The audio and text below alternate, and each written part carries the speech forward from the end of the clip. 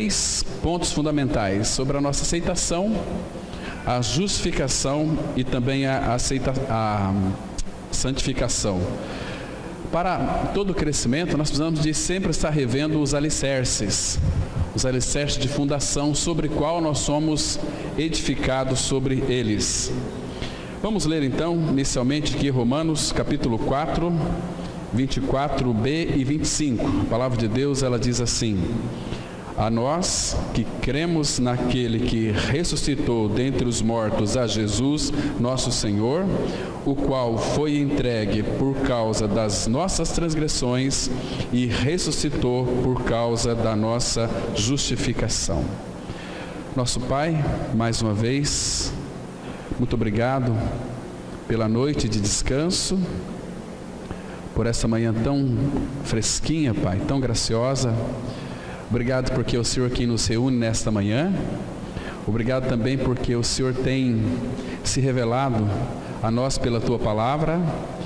O Senhor tem, ó Pai, separado o Seu povo, trabalhado na vida e no coração do Seu povo, preparando-nos para aquele grande encontro.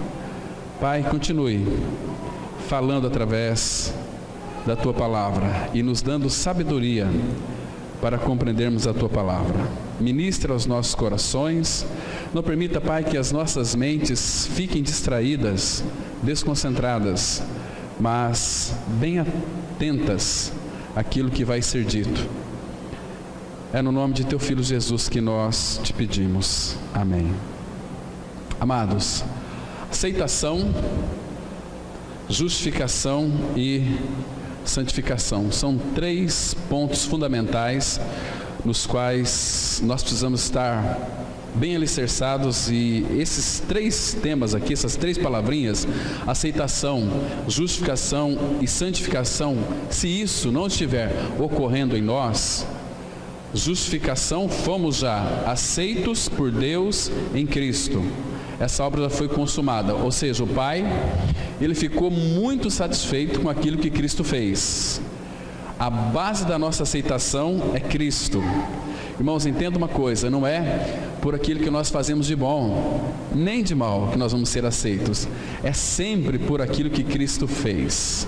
Se nós estivermos ligados na videira, que é Cristo, o Pai vai aceitar tudo aquilo que Cristo fez. E o Filho fez por mim e por você uma grande salvação. Então nós somos aceitos pelo Pai na pessoa do Filho. Ele nos fez agradáveis. Deus nos fez agradáveis a Ele mesmo na pessoa do Filho. Isso é maravilhoso, né? E a justificação. Existe, irmãos, a regeneração. Claro que aquele que morreu, justificado está do pecado. Não tem outra maneira de nós sermos justificados a não ser crendo que morremos com Cristo. Sem essa experiência não existe justificação. O que é justificação? Quando o Pai então nos vê em Cristo, Ele nos vê totalmente, plenamente justo. Ele nos torna justos por aquilo que Cristo é e fez.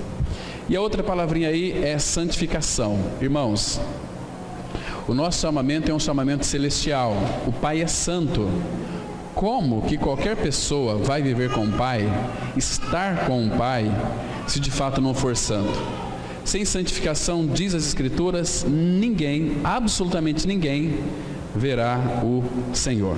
Então, irmãos, nós temos que ser muito gratos pela luz que nós temos recebido do Senhor. Luz, entendimento espiritual, iluminação espiritual. Vamos ser sinceros aqui, amados. Não merecemos nós, por termos fechado os olhos contra Deus, ser condenados às trevas perpetuamente. Qualquer ser humano merece isso, né? Mas o Pai nos amou, por isso Ele veio ao nosso encontro. Então, vai permanecer cego ou permanece cego quem não deseja ver com maior clareza aquilo que Cristo fez sobre esses três aspectos que nós vamos considerar aqui.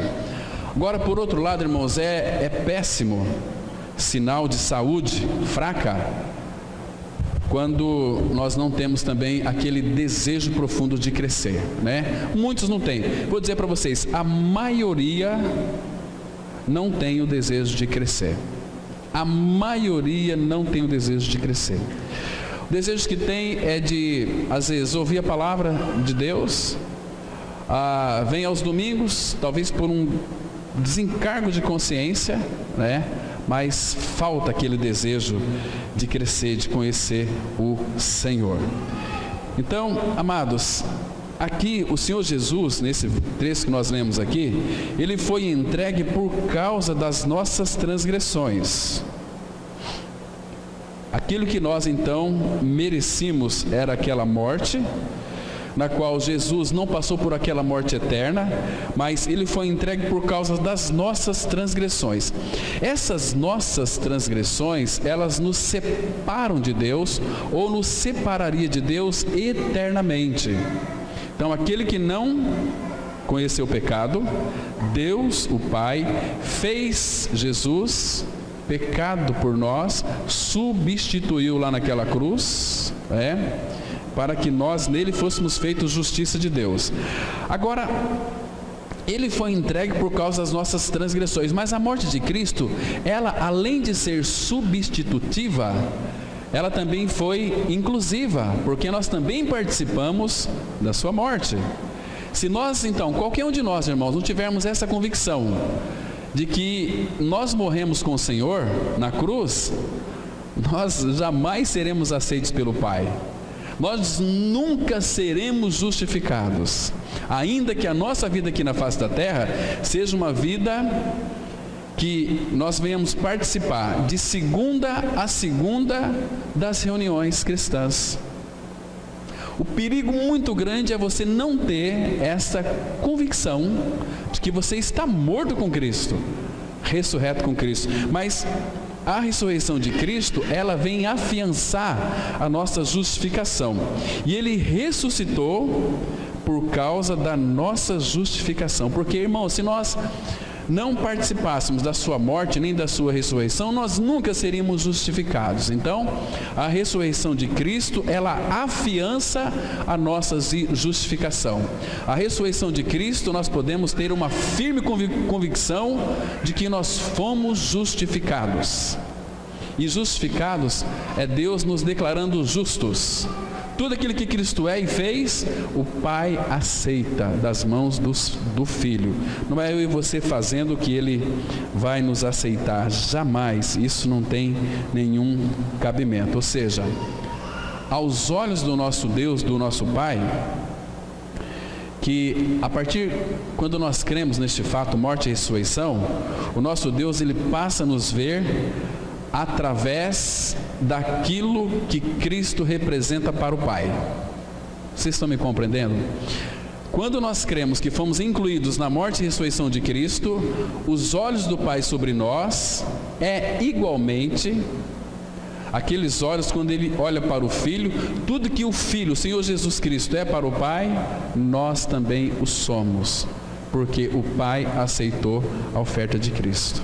E se o Pai aceitou a oferta de Cristo, nós estamos em Cristo, nós somos aceitos pelo Pai. Não é maravilhoso isso? Não é formidável, não é glorioso? Não tem palavras aqui para expressar o que significa na vida de um regenerado. É algo assim, gente, maravilhoso demais, precioso demais, né? Então, irmãos, nunca venhamos a esquecer que a ressurreição de Cristo foi por causa da nossa justificação. Ele ressuscitou. Eu creio que aqui ninguém tem dúvida de que Cristo ressuscitou e está à destra do Pai. Cremos neste fato, significa que fomos justificados com o nosso Senhor.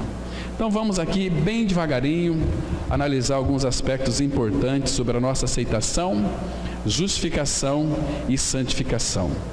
Fora de Cristo, estamos em estado de alienação de Deus, que não aceita a nossa pessoa, nem nosso culto, já que o pecado faz separação entre nós e Deus.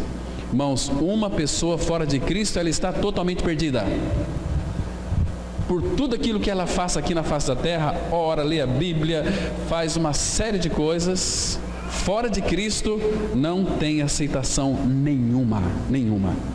Então a culpa pelo pecado é a nossa única causa de nossa separação e distanciamento de Deus. O pecado nos faz odiosos, merecedores da punição e de todo o desprazer de Deus. Mais uma vez, irmãos, lembra quando o Senhor Jesus então, ele foi batizado, que ele subiu ali das águas do Jordão? O céu se abriu, diz a palavra, e ouviram uma voz: este é o meu filho amado, nele tenho todo o meu prazer. O Pai não tem prazer mais em ninguém, a não ser no Filho. Por isso que é fundamental, irmãos, nós sermos habitados pela pessoa de Cristo. Quando Cristo é nossa vida, o Pai nos aceita e também tem prazer em nós, porque o Espírito Santo, quando aplicou ou mostrou para nós essa obra completa, nós dissemos o seguinte: eu creio. E aquele que crê no Senhor, a palavra fala assim: aquele que crê no Senhor está unido a Cristo, e aquele que se une ao Senhor é um espírito com Ele. O Pai nos vê, nós em Cristo. Isso é maravilhoso. Então, isso faz toda a diferença. Mas fora de Cristo, o Pai só tem desprazer. Ele não aceita os nossos cultos, não aceita o louvor, não aceita a adoração, não aceita absolutamente nada que esteja fora de Cristo, né? Mas, como é maravilhoso o nosso Senhor! Cristo é a única causa de nossa aceitação diante de Deus.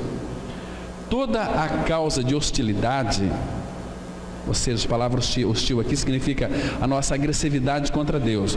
Toda a causa de hostilidade e de rejeição é assim removida.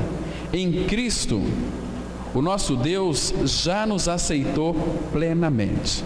Nós vamos ler esse texto aqui tão precioso de Efésios 1, versículo 6, na versão corrigida, que diz assim: para louvor e glória da sua graça, pelo qual nos fez agradáveis a si no amado. Irmãos, qualquer crente religioso, qualquer evangélico, ele vai ter uma tendência muito grande em querer fazer coisas. Nós estamos fazendo uma obra, nós estamos fazendo e quer que todo mundo saiba. Mas na realidade essa pessoa, ela quer ser aceita pelos irmãos. Estou fazendo, olha, então aquele irmão lá é uma bênção. Não precisa falar que você está fazendo. Primeiro que, queridos, sempre quando algum filho de Deus irá realizar alguma coisa, é o Pai pelo Espírito fazendo através dele, é o Pai pelo Espírito trabalhando em nossos corações para que toda a igreja faça em comum acordo com um só propósito, para que o nome dele seja engrandecido. Não vai ter exaltação de pastor, não vai ter exaltação de presbítero, não vai ter exaltação de diácono, não vai ter exaltação de ninguém. O que é que tem que ser exaltado? Toda a igreja deve trabalhar junta para que o nome dele então seja exaltado. Agora, eu não preciso de fazer nada para ser aceito por Deus, o nosso Pai. Por quê? Eu não preciso tentar agradar a Deus. Porque, olha aqui, para o louvor da glória da sua graça, pela qual nos fez. É Deus que nos fez. Olha essa palavrinha aqui, nos fez.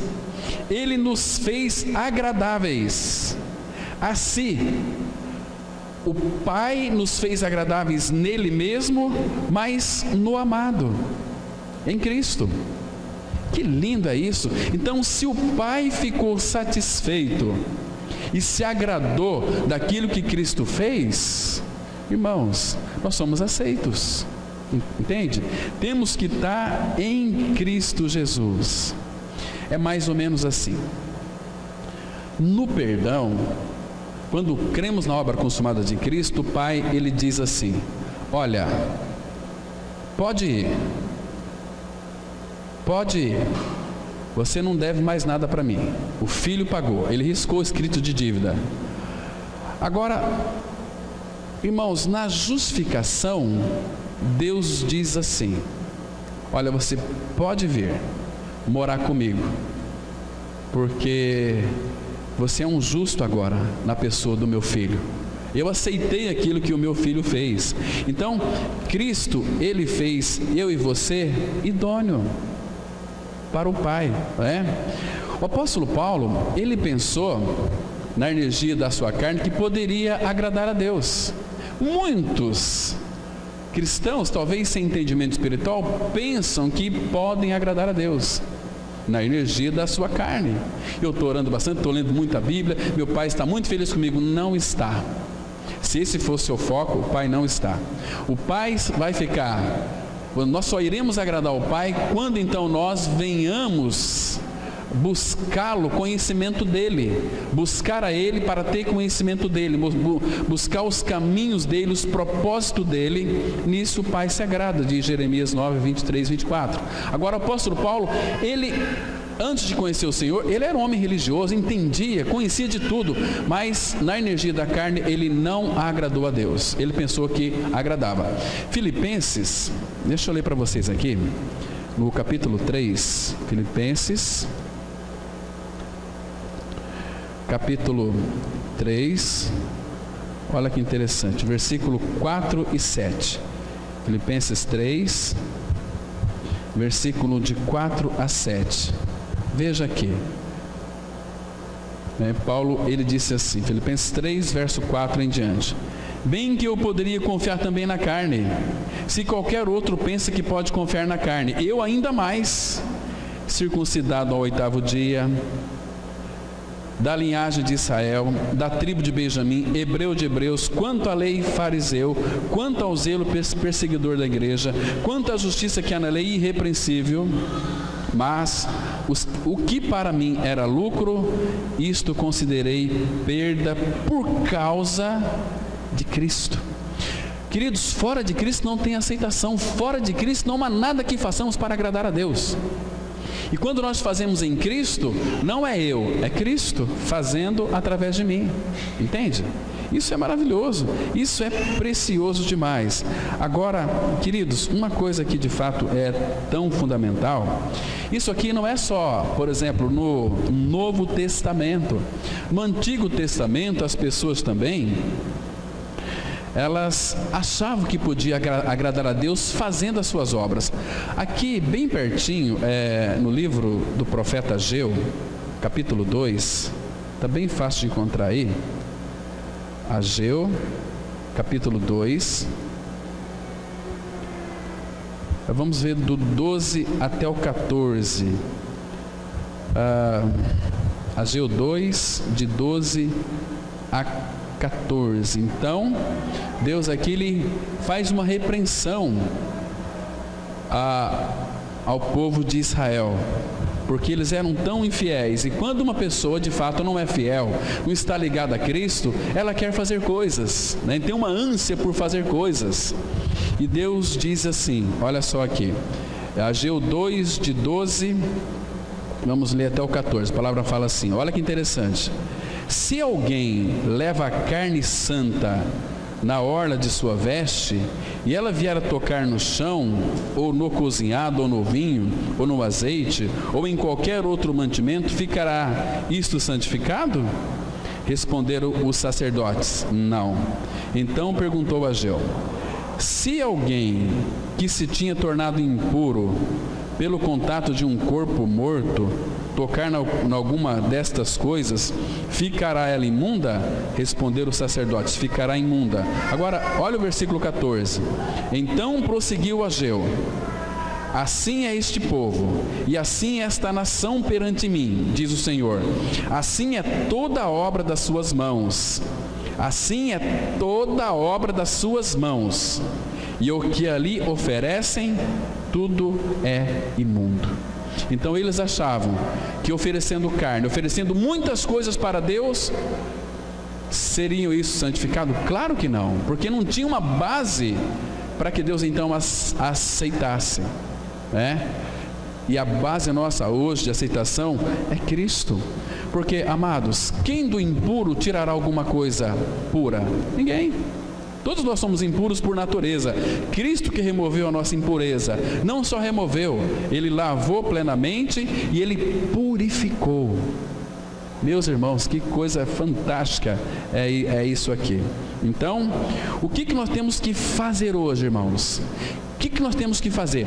Lembra que aqueles discípulos perguntaram para Jesus: que faremos para herdar a vida eterna? Jesus respondeu, João 6,29 fala assim: que creiais naquele que por Ele foi enviado. Então é crer naquele, porque Deus vai nos aceitar através daquele. Porque, irmãos, a única maneira de sermos santificados é pela oferta do corpo de Cristo na cruz. Lembra de Hebreus 10:10? Vamos dar uma passada bem rapidamente para esse versículo aqui, para nós verificarmos que nós somos santificados pela oferta do corpo de Cristo, na vontade que o Filho teve em vir ao nosso encontro. Hebreus 10:10, a palavra de Deus, ela diz assim, olha: nessa vontade é que temos sido santificados, mediante a oferta do corpo de Jesus Cristo, uma vez por todas. Uma vez por todas. E quem fez isso foi o Pai. Quem determinou foi o Pai, mas quem realizou foi o Filho. E com isso, irmão, Ele nos torna idôneos para sermos aceitos diante dEle. Volta um pouquinho a sua Bíblia para trás em Colossenses, capítulo 1. Colossenses 1, olha que interessante aqui. Ele nos fez idôneos para isso. Colossenses 1, verso 12. Dando graças ao Pai, que vos fez idôneos, ou seja, que vos fez capazes, a parte que vos cabe da herança dos santos na luz. Deus fazendo de novo. Olha aqui, graças a Deus, a Deus Pai, que vos fez idôneos ou capazes, a parte que vos cabe nessa herança do santo na luz. Percebe aqui que é Deus sempre fazendo, irmãos, que não tem o dedo do homem. Nós temos que fazer sim, mas quando Deus pedir para nós realizarmos. Nós queremos fazer tantas coisas, mas para quê? Se Ele não mandou nós realizarmos. Temos que batizar um povo, temos que pregar para um povo aí que não conhece, sim, mas vamos pregar para aquele que o Pai manda pregar. Sair aí, colocar lá na praça, subir em cima de uma caixinha de fósforo e começar a pregar. Gente, isso é ridículo, isso é um absurdo. Temos que pregar assim.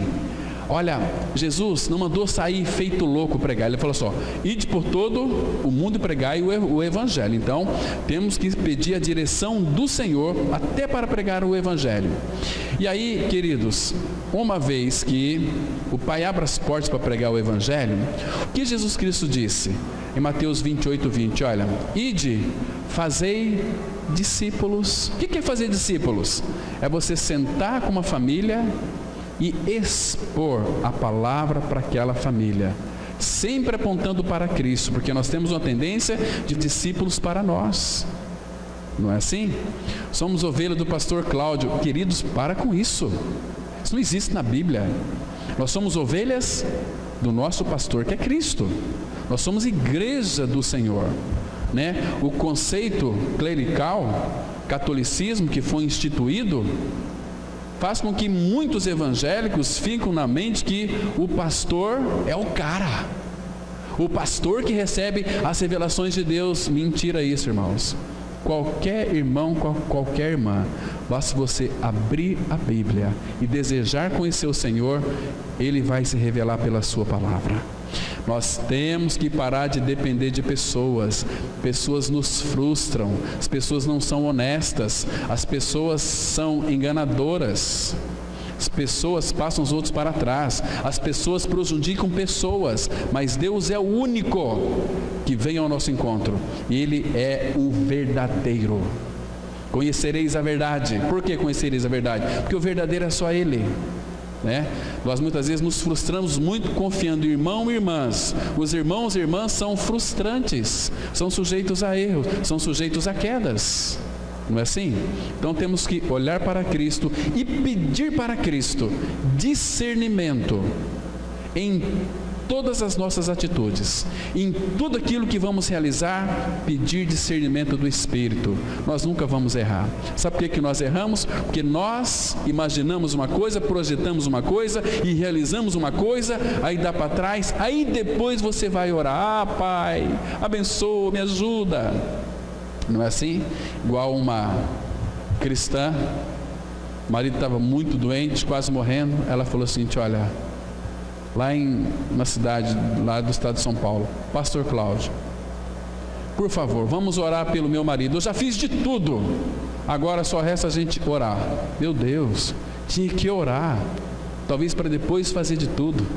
A palavra fala: em tudo sejam conhecidas diante de Deus as nossas orações, súplicas com ações de graças. Mas nós queremos fazer sem levar Deus em conta, irmãos. Isso é terrível.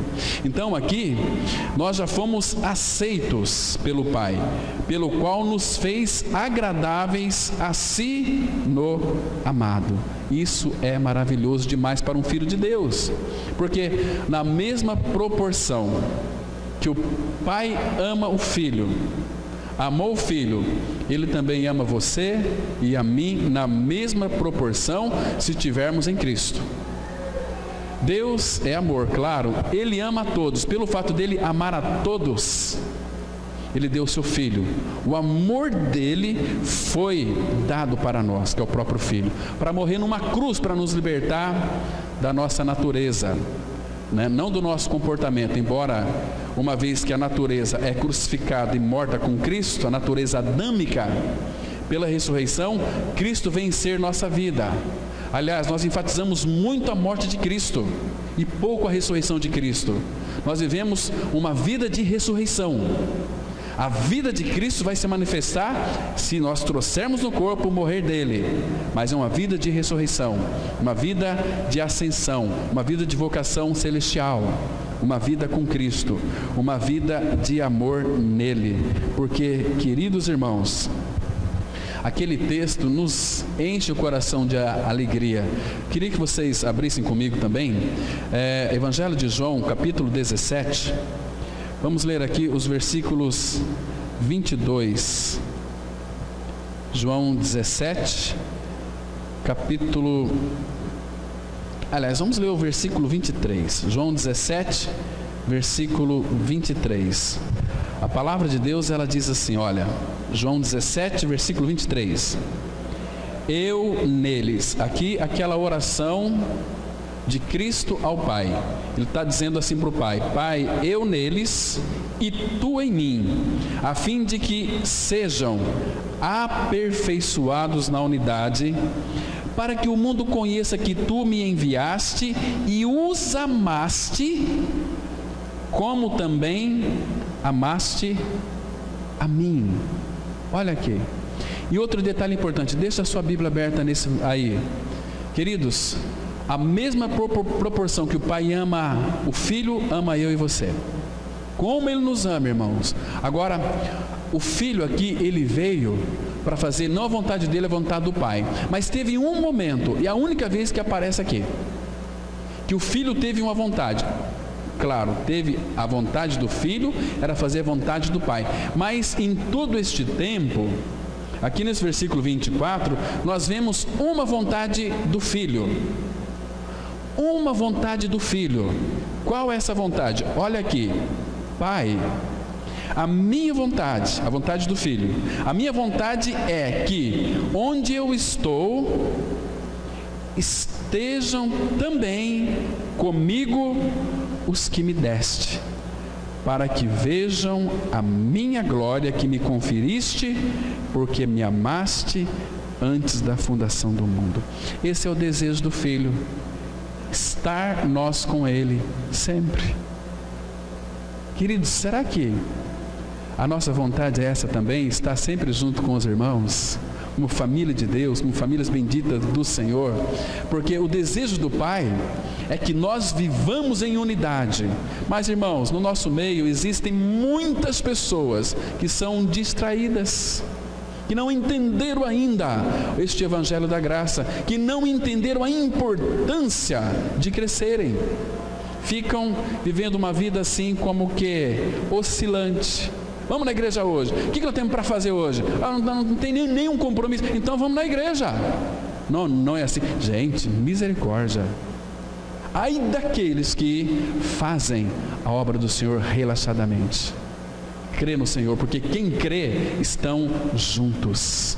Quem não crê vive uma vida de oscilação.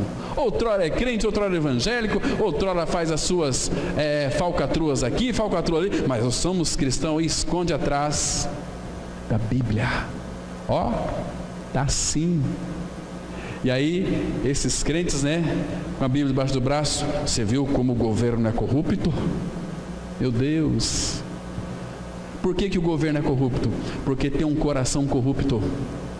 E por que os políticos são corruptos? Porque tem um coração corrupto. E por que você é corrupto? Porque não teve uma troca de coração. Por isso que critica. E nós projetamos os nossos erros em outras pessoas. Você viu aquela pessoa? Como ela está enganada? Como é isso, como aquilo? Você está se projetando nela. Os teus erros, você vai ver nas outras pessoas. Aquilo que você é de errado, porque você não consegue enxergar quem é você, então você vê os teus erros nas outras pessoas. As outras pessoas são chatas, as outras pessoas são ignorantes, as outras pessoas são ladrões, as outras pessoas são corruptos, as outras pessoas são adúlteras. E você e eu? Quem que nós somos? Por isso que, queridos, o amor de Deus em nós, Ele não consegue, uma vez que Ele nos purificou, enxergar erros. Agora, se você ama seu irmão, se você ama sua irmã, por que a gente encontra tantos erros em nossos irmãos? Se é que eles de fato são irmãos, Porque muitos, Paulo vai dizer que andam no nosso meio, mas são inimigos da cruz de Cristo. O apóstolo Paulo manda a gente tomar muito cuidado com eles. Deixa eu ler para vocês aqui esse texto muito interessante, Romanos capítulo 16. A palavra de Deus, ela diz assim, ele fala aqui com rogo, ele pede com insistência, ele implora. Romanos capítulo 16, versículo 17, a palavra diz assim, olha que interessante, irmãos. Rogo-vos, irmãos, presta atenção, que noteis bem, não é aqueles que provocam divisões e escândalos em desacordo com a doutrina que aprendestes, afastai-vos deles. Porque esses tais não servem a Cristo nosso Senhor, e sim a seu próprio ventre. E com suaves palavras e lisonjas engana o coração dos incautos. Essas suaves palavras e lisonjas, eles chegam assim para nós, ô irmão, graça e paz. Você está bem, irmãos? Graça e paz. Saudade de você. Não é assim?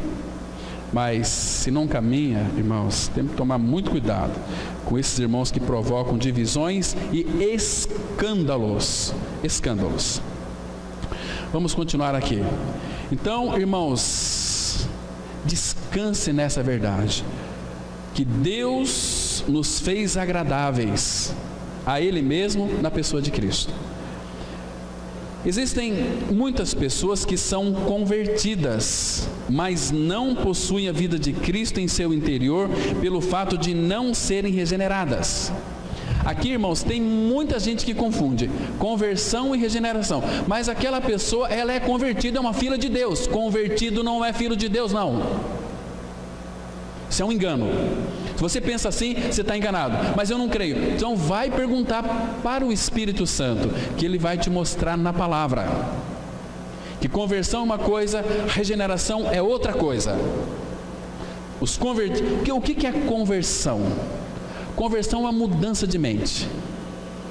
Primeiro que eu posso me converter a Deus, eu posso começar a seguir a Deus com a igreja aqui, Mas enquanto eu não for regenerado, enquanto eu não ganhar uma experiência de morte com Cristo, ressurreição com Cristo, e a regeneração é pela palavra, morte e ressurreição com Cristo. 1 Pedro 1,23 fala: porque fostes regenerados, não de semente corruptível, mas da incorruptível, mediante a palavra de Deus, a qual vive e é permanente. Uma vez que eu tenho essa palavra em mim, é Cristo. Uma vez que eu morri com Cristo, não tem como eu voltar atrás mais, porque o Pai não deixa. Jesus disse: todo aquele que o Pai me dá vem a mim, e o que vem a mim, de maneira nenhuma o lançarei fora. Não vai ser lançado fora, porque morreu com Cristo. Cristo agora tem o controle dessa vida.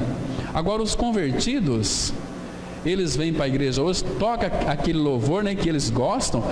Hoje o culto foi uma bênção. O culto não é para nós, o culto é para o Pai, é para Deus, entende? Aquele louvor é muito lindo, gente, mas não é para nós. Tem que parar com isso, essa mentalidade de crente velho. Nós louvamos ao Senhor, nossa, hoje o culto, olha, foi uma bênção. Bênção para quem? Para quem? E você tem que perguntar assim: o culto só vai ser uma bênção para mim e para você se de fato algo de Cristo foi acrescentado na sua vida. Se algo de Cristo foi formado no seu interior, aí foi uma bênção, porque Ele que é o abençoador. Estão me compreendendo? Então, uma grande diferença entre conversão e regeneração. Converter, você pode virar e depois você pode estar aqui na frente cantando, aí no banco louvando, mas amanhã você está lá na sarjeta. Por que aconteceu isso comigo? Eu não entendo porque essas coisas acontecem. Você é convertido, não regenerado. O regenerado, hoje está bom, aleluia, glória a Deus. Amanhã está ruim, está péssimo. Senhor, está muito dolorido essa provação, mas eu creio que Tu estás no controle. E eu sei também, porque eu sei quem tenho crido. Estou certo que Tu és poderoso para guardar meu depósito até aquele dia. Eu sei também que isso que acontece na minha vida, o Senhor tem um propósito. E o Senhor vai levar esse propósito na minha vida a bom termo. Ele é perseverante. A palavra de Deus, ela fala assim, Tiago 1:12, né? É para nós: alegrai-vos na medida em que somos participantes das tribulações. Irmãos, tem de motivo de toda alegria o passardes por várias provações. Porque, queridos, a aprovação na vida de um regenerado, segundo Tiago 1:23, vai produzir perseverança. Na vida de um convertido, vai produzir desistência. É diferente. Há um avanço dos regenerados, há um retrocesso dos convertidos. Vocês estão me compreendendo a diferença? Essa é a grande diferença, por isso que tem falado aqui sempre, cristão e evangélico. A diferença é muito grande. Ser um crente aí, ao invés de ser um filho de Deus, é muito diferente, porque todo filho de Deus é habitado pela pessoa do Pai, do Filho e do Espírito Santo. Como que vamos retroceder, irmãos? O próprio Adão, mesmo antes do estado, mesmo antes do pecado, não teve direito à vida, ou seja, não tinha vida de Deus dentro de si, mesmo naquele estado de inocência. Adão, antes do pecado, ele não tinha dentro de si a vida de Deus. Deus vinha na viração do dia para ter comunhão com Adão. E Deus, imagina Deus conversando com Adão, né? Que tipo de interesse, eu fico pensando aqui, Adão era tocado pelo Senhor, mas o Senhor queria levar Adão voluntariamente aí lá no fruto da árvore da vida e comer daquele fruto. Aí ele teria dentro de si a vida de Deus, nunca mais seria um pecador, mas por sugestão maligna ele deu ouvido a sua esposa, porque ela tinha comido do fruto do conhecimento do bem e do mal, e ele também comeu. Aí o pecado foi para dentro do homem, mas Adão, antes do pecado, ele não tinha vida de Deus dentro de si, não. Ele era inocente, não tinha pecado, mas Deus não poderia forçá-lo ele comer da árvore da vida. E Deus hoje não força ninguém a crer em Cristo. Não usa camisa de força. A religião que faz isso. Olha, irmão, com as ameaças, com as camisas de força, né? Se olha, Deus vai te amaldiçoar. Deus não faz isso, Deus não está nesse negócio. Porque todos que nascem neste mundo já nascem debaixo de maldição. Por quê? Porque Deus tem uma lei, e aquele que não cumpre a lei está debaixo de maldição. Gálatas 3. Cristo cumpriu a lei, foi para a cruz e veio ser a nossa vida. Que privilégio nós temos de ter a vida de Cristo. Muito bem, o que Adão deveria fazer para ter a vida de Deus em seu interior? Comer do fruto da árvore da vida, que era uma figura de Cristo. Mas ele optou por comer da árvore do conhecimento do bem e do mal. Com isso entrou o pecado no mundo. Foi Deus quem disse em Isaías 43, versículo 27: teu primeiro pai pecou, e os teus guias prevaricaram contra mim. Então, amados, o primeiro pai aqui é Adão. Teu primeiro pai pecou. Nosso primeiro pai pecou, foi Adão. E por causa dele, nós descendemos de Adão. Todos nos tornamos, de fato, pecadores. E os teus guias prevaricaram, ou seja, eles não cumpriram uma ordem e dever de má fé, né? E hoje também Deus tem uma palavra, mas as pessoas prevaricam. Deus tem uma palavra que salva, que restaura, mas os líderes religiosos estão prevaricando, não estão pregando aquilo que Cristo ordenou para que eles pregassem, que é o Evangelho da graça. Estão me compreendendo? É prevaricar, mas não obedece de má fé. Porque se pregar, pode ter certeza, em qualquer lugar, irmãos, que é pregado o Evangelho na sua inteireza, não fica religioso. Ele não suporta a palavra, porque quando uma pessoa se afasta da igreja, você pode ter certeza disso, aqui mesmo, vamos supor, quando uma pessoa se afasta de ouvir a palavra de Deus, ela está em pecado. Porque quando vem ouvir a palavra de Deus começa a cortar. Lembra de Salmos 1? A palavra fala que os perversos não prevalecem na congregação dos justos. Palavra da cruz, Deus me livre. Não é assim? Por que então, irmãos, que Deus me livre? Porque aqui vai escutar a verdade. Doa quem doer, porque é a palavra de Deus. Nós não temos compromisso com a palavra da cruz, aqui compromisso com a palavra da cruz, mas com a igreja evangélica. Isso não é igreja. Lá na igreja evangélica, palavra da cruz, isso não existe na Bíblia. Nós somos a igreja. Temos um local de vocês se reúnem aonde? Lá na palavra da cruz. Só apenas isso. Não estamos exaltando o templo, né? Temos que exaltar Cristo. Cristo é a nossa vida.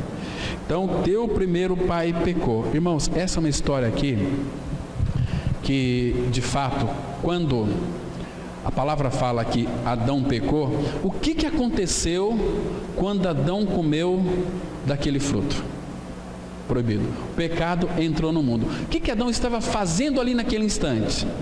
Ele estava assinando, por isso que Deus, ele abomina o divórcio. Deus abomina o divórcio. Por que Deus abomina o divórcio?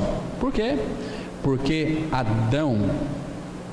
Deus fez o homem com um propósito, ter relacionamento com Deus para todo sempre. Mas Adão se divorciou de Deus. Preferiu viver uma vida de desamparo. Por isso que em todos os casamentos, quando a mulher decide separar do marido, ou o marido da mulher, aquele que decide separar vai viver uma vida paupérrima, vai viver uma vida desgraçada, vai viver uma vida misericórdia, vai sofrer muito, muito, muito, muito. Às vezes vive uma vida de aparência, mas só aparência. Se você for a fundo conversar com esse casal, você vai verificar que angústias eles têm passado. Quando Adão pecou, ele estava se divorciando de Deus. Abra sua Bíblia no livro do profeta Isaías, capítulo 50, versículo 1. Isaías 50, verso 1. Olha o que a Bíblia diz aqui. Assim diz a palavra, olha, Isaías 50, verso 1. Assim diz o Senhor: onde está a carta de divórcio de vossa mãe? Essa vossa mãe aqui, sabe quem é? A igreja. onde está a carta de divórcio de vossa mãe, pela qual eu a repudiei? Porque, irmãos, Deus é santo, Deus é puro. Deus não pode ter comunhão com alguém que vive em pecado. Que eu a repudiei. Ou quem é meu credor, a quem eu vos tenha vendido? Eis que, por causa das vossas iniquidades, é que fostes vendidos, e por causa das vossas transgressões, vossa mãe foi repudiada. Porque Eva é uma figura da igreja, Adão uma figura de Cristo. Muito interessante. Então, quando Adão pecou, houve um divórcio, um rompimento entre Deus e o homem. E o que Deus fez? Imagina só se Deus abandonasse a sua noiva. Imagina se esse marido, que é o nosso Deus, abandonasse a sua igreja. Onde é que nós estaríamos? Abra aí a sua Bíblia, por favor. Isaías 54. Isaías 54. Vamos ler do versículo 5 em diante. Irmão, vocês estão me compreendendo, irmãos? Está claro para vocês? Estão entendendo? Não fica dormindo não, se belisca aí para não dormir, isso é muito importante. O diabo vai trazer sono. Não quer que você escuta. Olha aqui, Isaías 54, versículo 5. Porque o teu Criador é o teu marido, o Senhor dos Exércitos é o seu nome, e o Santo de Israel é o teu Redentor. Ele é chamado Deus de toda a terra. Agora, preste atenção, irmãos. Aprecia isso. Veja o amor do Pai, veja o carinho do Pai, veja a sublimidade da grandeza, da essência, da graça do Pai. Porque o Senhor te chamou como uma mulher desamparada. Olha só, irmãos. E de espírito abatido, como uma mulher da mocidade que fora repudiada, diz o teu Deus. Lembra que ele repudiou lá? E aqui ele está dizendo: por breve momento te deixei, mas com grandes misericórdias torno a acolher-te. Irmãos, que lindo é isso!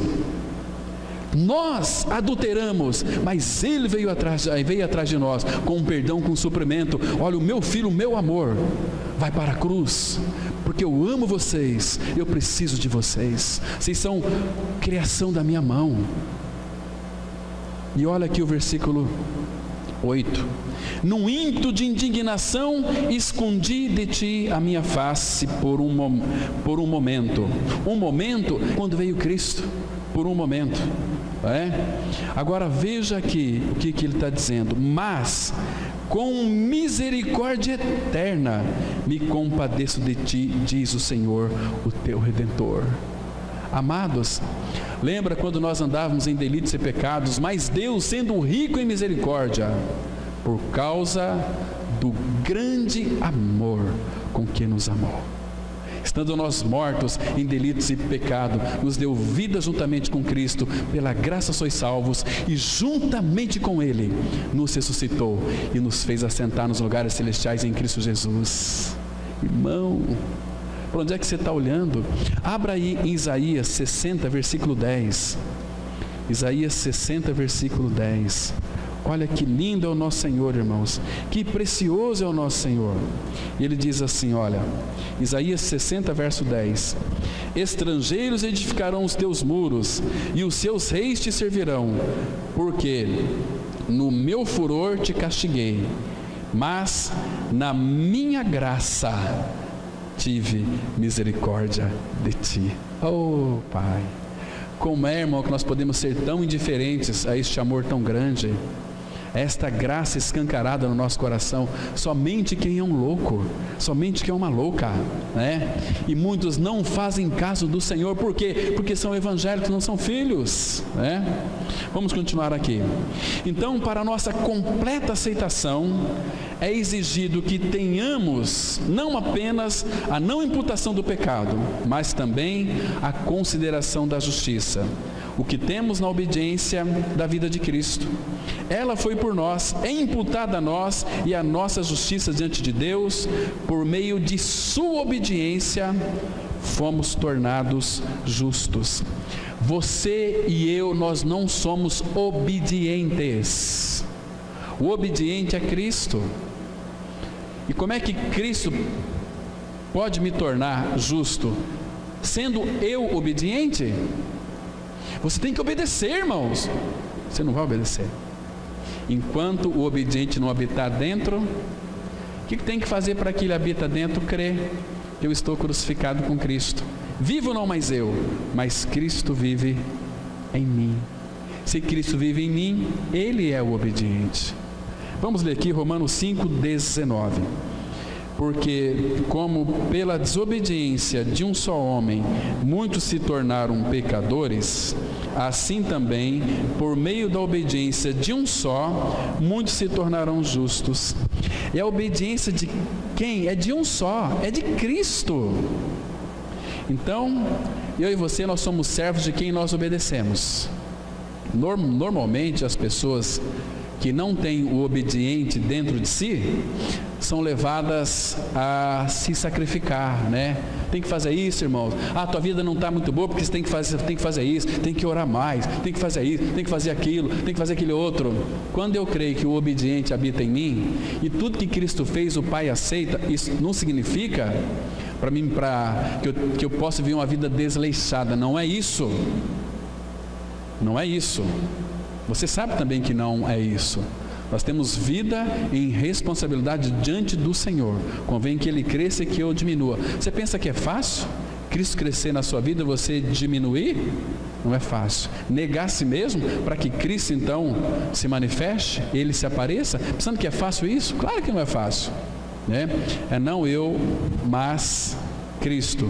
E nós só vamos obedecer, irmãos, a partir da vida de Cristo em nós. Aquele que tem os meus mandamentos e os guarda, este é o que me ama. E aquele que me ama será amado de meu Pai, e meu Pai o amará, e viremos para ele e faremos nele morada. Ele é o obediente que nos capacita a obedecer, porque obedecer é melhor do que sacrificar. Lá em 1 Samuel 15, verso 22, quando Saul, Deus mandou matar os amalequitas, e ele poupou o rei, poupou os melhores animais. Aí Saul perdeu o seu reinado porque foi desobediente. E hoje o obediente mora dentro de nós.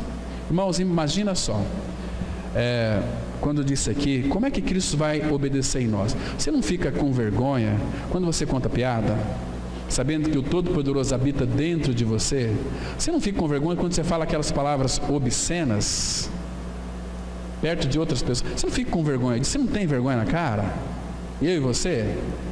Queridos, misericórdia. Então nós não somos ou não deixamos o obediente ser obediente em nós. Mas como é que nós vamos conseguir obedecer a palavra? O Espírito Santo nos capacita. E uma vez, 1 João 5,3 fala que os seus mandamentos não são penosos, porque nós temos agora a suficiência de Cristo em nós. Irmãos, que cristianismo que nós estamos vivendo? Será que é o da palavra? Ou aquele que nós criamos na nossa mente? Que cristianismo é esse?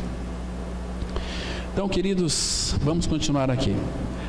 Assim, Cristo lidou com aquilo que era contra nós. E não somente isso, Ele também coloca sobre nós aquilo pelo que somos recebidos em seu favor. Nos torna graciosos por meio de sua beleza e nos dá vestimentas brancas para comparecermos diante de Deus, o nosso Pai.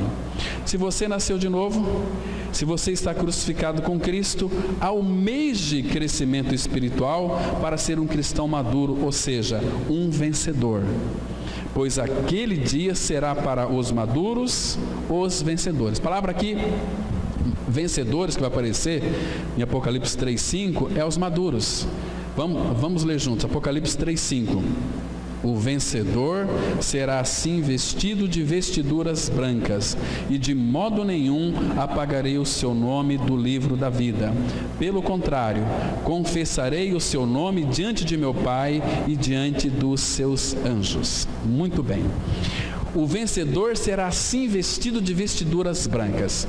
Hoje, nós fomos revestidos de Cristo e o Espírito Santo. Vocês se lembram que a palavra fala em Atos 14, 22, que através de muitas tribulações nós vamos entrar no reino? Lembra? O que significa? Tem muito a ver com as vestiduras brancas, as vestiduras talares. O que é vestiduras talares?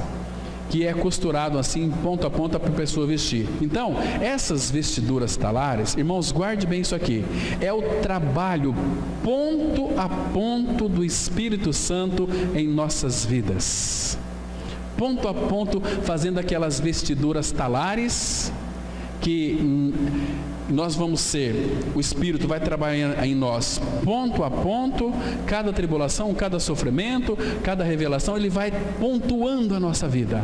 É as vestes talares. Muito interessante, para que um dia nós vamos chegar diante do Pai, não com a nossa justiça, mas com a justiça com que nós fomos vestidos. Abra lá em Apocalipse capítulo 19, versículo 7 e 8. Apocalipse 19, versículo 7 e 8. A palavra de Deus, ela diz assim: aqui é naquele grande dia, vamos estar diante dele. Ele diz assim, olha, 19, 7 e 8. Alegremo-nos, exultemos e demo-lhes a glória, porque são chegadas as bodas do Cordeiro, cuja igreja ou cuja esposa a si mesmo já se ataviou, pois lhe foi dado vestir-se de linho finíssimo, resplandecente e puro. Agora ele vai mostrar o que é esse linho finíssimo, porque o linho finíssimo são os atos de justiça dos santos. Está vendo? Essas vestes talares foi dado vestir uma vida trabalhada pelo Senhor. É um cristão maduro, amadurecido, para que então naquele grande dia nós vamos chegar com as nossas vestes talares, com as nossas vestes trabalhadas. Quer ver só? Salmo 45, irmãos, que lindo! Olha que precioso aqui nós encontramos no Salmo 45. Isso enche o nosso coração de alegria. Salmos 45, vamos ler aqui o versículo 8. Olha só, Salmo 45, 8. Preste bem atenção. Todas as tuas vestes recendem. Essa palavra aqui, recendem, ela significa que ela exala um cheiro forte, um cheiro agradável. Então todas as tuas vestes recendem, porque foram vestes trabalhadas. Recendem a mirra, aloés e cássia. De palácios de marfim ressoam instrumentos de cordas que te alegram. Agora, irmãos, olha aqui o versículo 13 e 14. Toda formosura é a filha do rei. Essa filha do rei é eu e você, é a igreja, é a filha do rei. No interior do palácio, a sua vestidura é recamada de ouro. Olha o 14, em roupagens bordadas, trabalhadas, o trabalho do Espírito Santo em nós, nas tribulações, nos sofrimentos, em roupagens bordadas, conduze-na perante o rei. As virgens, suas companheiras que a seguem, serão trazidas à tua presença. Irmãos, quem que vai diante do rei? Olha só, em roupagens bordadas. Vocês entendem, irmãos, que vai estar diante do Pai só homem e mulher maduro? Não vai ser crente, não vai ser evangélico, só que tem roupagens trabalhadas, talhadas, que o Espírito trabalhou ponto a ponto, que foram aperfeiçoados. Você entende isso, irmão? Você compreende isso? Você tem revelação sobre isso aqui? Olha o versículo 15, no final do versículo 14. Serão trazidas à tua presença. 15. Serão dirigidas com alegria e regozijo e entrarão no palácio do rei. Oh, glória! Que precioso, irmãos, que lindo é isso. Então nós não podemos ficar perdendo tempo com tantas picuinhas, né? Vocês entenderam que o vencedor será vestido de vestiduras brancas, mas nós já não estamos vestidos de Cristo, revestidos do Senhor Jesus? Sim, mas Ele tem que trabalhar o seu caráter em nós, para que o caráter dele seja formado em nós, que sejamos homens e mulheres maduros. Muitos infelizmente nem ainda descansaram e nem creram em seu novo nascimento em Cristo. Como é que vai poder crescer? Como que vão crescer? Estão vivendo a vida de retrocesso, caminhando na perdição, estão cuspindo o evangelho da graça. E ai daquele, diz a palavra, que calcar, que pisar o sangue do Cordeiro. Misericórdia. Irmãos, se o Espírito Santo revelar isso para nós, nós tínhamos que colocar a boca no pó, falar: Senhor, misericórdia, misericórdia, revela Cristo, forma Cristo, faz eu cada dia mais crer em Cristo. Pai, não tira os meus olhos de Cristo, olhando firmemente para Cristo. Então é o vencedor, é o maduro. De modo nenhum apagarei o seu nome do livro da vida. Pelo contrário, confessarei o seu nome diante do meu Pai, diante dos seus anjos. Jesus Cristo nos torna não somente aceitos, mas também aceitáveis. Não somente adquire amor por nós, seus santos, mas também nos torna amáveis. Ele não apenas justifica seus santos da culpa do pecado, mas também os purifica e os santifica e os lava da imundície do pecado. 2 Pedro 1,9: pois aquele a quem estas coisas não estão presentes é cego, vendo só o que está perto, esquecido da purificação dos seus pecados de outrora. Queridos, nunca se esqueça disso, porque Satanás sempre vai soprar no seu ouvido: mas você não é uma nova criatura, você não é um filho de Deus. Por que você está tão chato assim? Por que você está tão nervoso assim? Por que você está tão irritado assim? Então ele quer colocar dúvida na sua vida, desânimo na sua vida, desespero na sua vida. Mas nunca se esqueça, irmãos, que o seu e o meu pecado foi purificado, e foi purificado de uma vez por todas. O Pai já te aceitou. Então você está numa guerra espiritual. Vamos tratar muito esse ano aqui sobre guerra espiritual, né?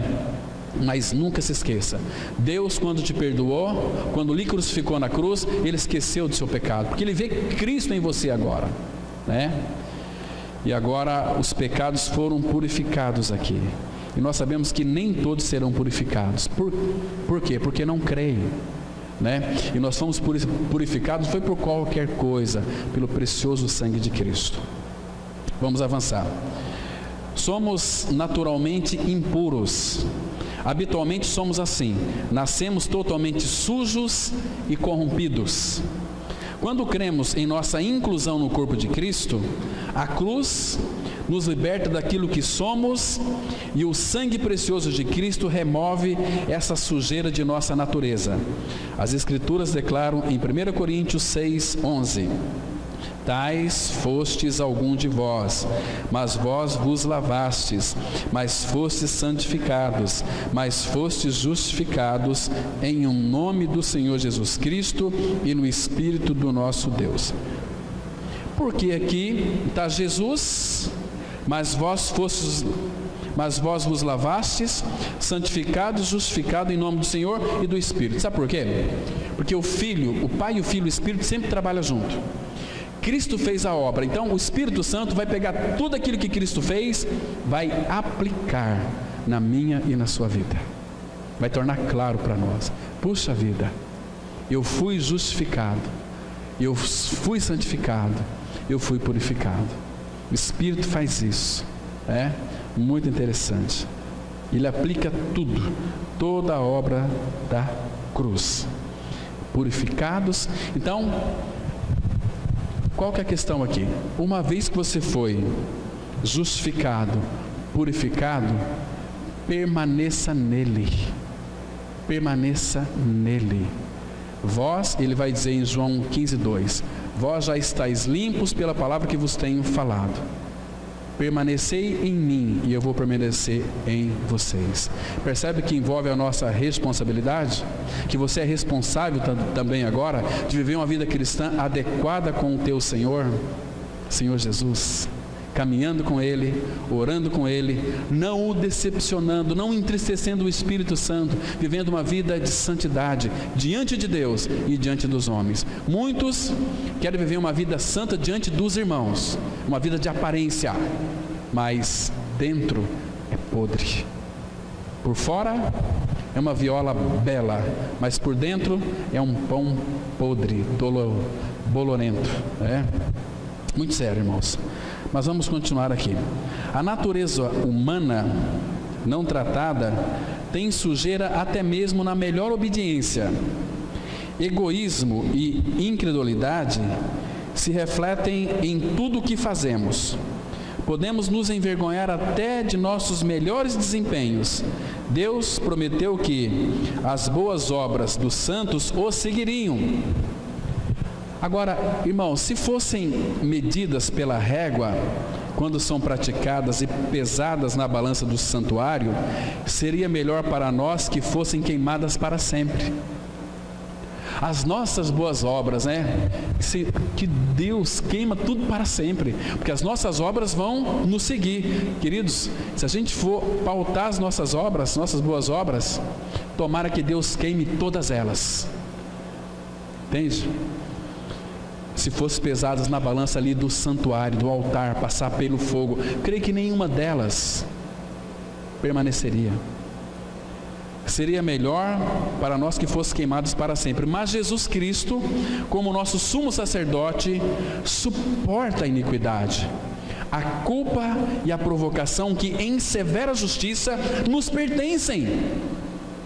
Antigamente o sumo sacerdote se apresentava diante de Deus e levava as iniquidades do povo pecador e fazia expiação por todo o povo.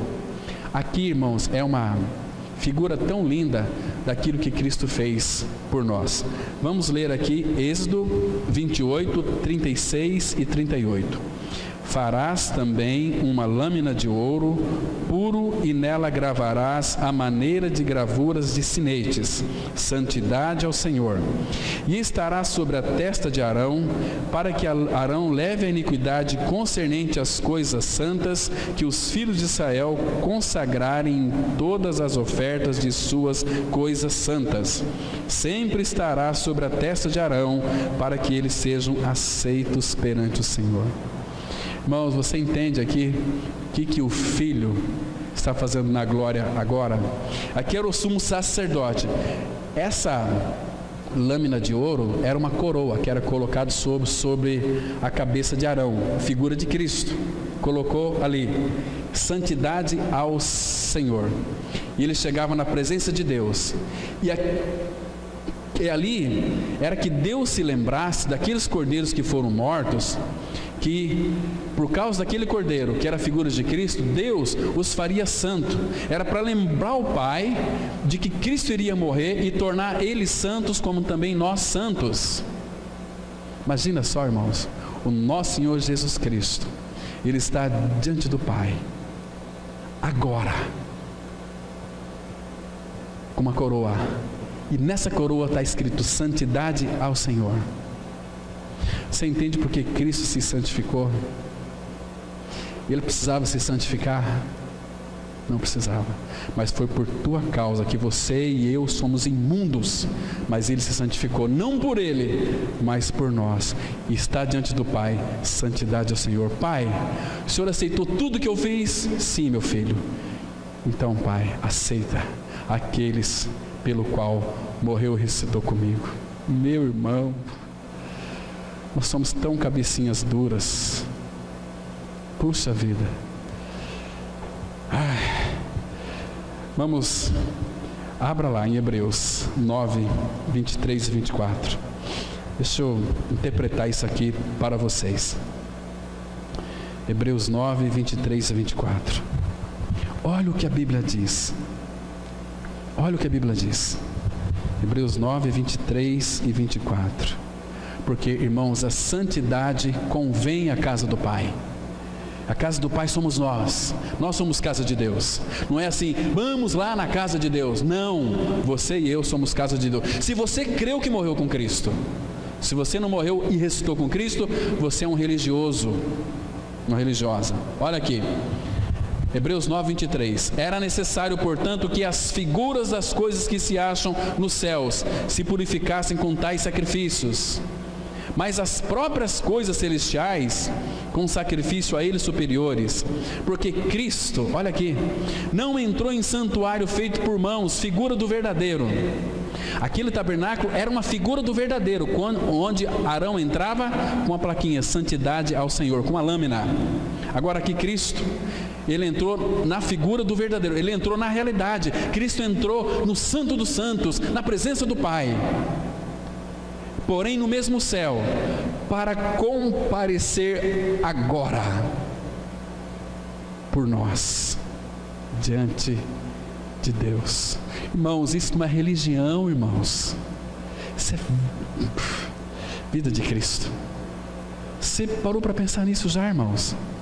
Que o Filho está lá diante do Pai, dizendo o seguinte: olha, Pai, eu me santifico a favor deles. E tudo que o Filho fez, o Pai aceitou. Então Ele nos aceita, eu e você, como homens e mulheres santos e santas. Vamos continuar aqui. Jesus é como um fogo purificador que purifica os filhos de Levi e suas ofertas, e além disso acrescenta a nós um doce incenso para que sejamos aceitos. Nós somos o bom perfume de Cristo, entende, irmão? A exemplo do sumo sacerdote do Antigo Testamento, que entrava no Santo dos Santos para purificar o povo, Jesus se santificou e entrou na presença de Deus com os nossos nomes em sua testa. Santidade ao Senhor. Mas porque Ele se purificou, vamos ler João 17, versículo 19. E a favor deles eu me santifico a mim mesmo, para que eles também sejam santificados na verdade. Ou seja, eu me dedico, Jesus falando para o Pai, eu me dedico e eu me separo para toda a obra que o Senhor tem para que eu faça. Eu vou fazer todas, Pai, mas aceita os meus irmãos. É por isso que Ele não se envergonha de nos chamar irmãos, porque Ele nos santificou. Vocês estão compreendendo, irmãos? Que obra tão maravilhosa. Por isso que Ele tem, não é você se santificando. Jesus precisava se santificar? Precisava? Claro que não. Ele é santo, habita com o Pai, santo. Mas eu me santifico a mim mesmo, para que eles também sejam santificados na verdade. Aí aquele texto fica tão claro para nós, né? Como é que nós vamos saber se o Pai aceitou essa obra de santificação do Filho? É simples a gente descobrir isso. Ele diz assim, olha: e o mesmo Deus da paz vos santifica em tudo. Vosso espírito, alma e corpo sejam conservados íntegros até a vinda de Cristo. Fiel é o que vos chama, qual também fará. O Filho fez essa obra, se santificou por nós. Temos que estar em Cristo. Hebreus 2:11, a palavra fala assim: tanto o que santifica Cristo, como os que são santificados, nós, todos vêm de um só. E daí ele continua dizendo: por isso que Ele, Jesus, não se envergonha de lhe chamar irmãos. Puxa vida, esse é o nosso Senhor, irmãos. Precioso Senhor. Amados irmãos, a obra completa de Cristo tem como resultado sermos habitados pelo Espírito Santo, que Cristo nos prometeu e cumpriu, adquirindo e enviando Ele para nós. O Espírito Santo veio para testificar da verdade, e essa verdade é Cristo. Ele somente nos aponta para Cristo. Tudo foi feito pela graça, e essa graça concede o Espírito de santidade para habitar em nós. Doravante, tudo aquilo que Cristo é e fez na cruz, o Espírito vai aplicar a cada um de nós, nos mostrando o quão rico é o nosso Senhor. 1 Coríntios 1:30. Mas vós sois dele em Cristo Jesus, o qual se nos tornou da parte de Deus sabedoria, justiça e santificação e redenção. Nós precisamos mais do que, irmãos? Crer e descansar. Porque Cristo, Ele é para nós a nossa sabedoria, a nossa justiça, a nossa santificação e a nossa redenção. Será que eu vou para a glória? Olha aqui, Ele é a nossa redenção. Então fomos aceitos, justificados e santificados nele. O que o Pai quer de nós? Que nós cresçamos no conhecimento dele. Amém? Vamos orar. Pai, continue falando conosco em todo esse dia, Pai. Obrigado pela tua palavra que foi lida, revelada. E agora o Senhor conhece, Pai, a incapacidade que nós temos de compreender a tua palavra. Nos dê sabedoria para compreendermos a tua palavra. Fala com cada um de nós. É o que nós te pedimos. Em nome de teu Filho Jesus. Amém.